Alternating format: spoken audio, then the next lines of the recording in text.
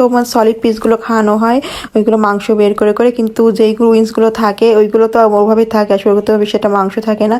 তো দেখলাম ফ্রিজে অনেকগুলো উইংসগুলো জমে গেছে, তো ওইগুলো ভাবলাম যে কি করা যায় পোলাওয়ের সাথে, তাহলে আমরা একটু আচার করে ফেলি চিকেনের। তো এটার জন্য আমি হালকা করে সব মশলা দিয়ে দিলাম এখানে, কাঁচামরিচ, তারপর আপনার সয়া সস বলেন বা এইসব টুকটাক যা যা লাগে আর কি, ওইগুলো দিয়ে। আমি তেমন একটা ভিডিও রেসিপিটা নিতে পারিনি, যদি কারোর দরকার হয় অবশ্যই আমাকে কমেন্টে বলবেন, আমি দিয়ে দেবো। তো এইগুলো আমি সব কিছু করে আমি হচ্ছে এখানে ভাজতে দিয়ে দিলাম, যেহেতু ইফতারের টাইম বুঝতে তো পারেন একটু তাড়াহুড়াটা থাকে খুব বেশি, তাই না?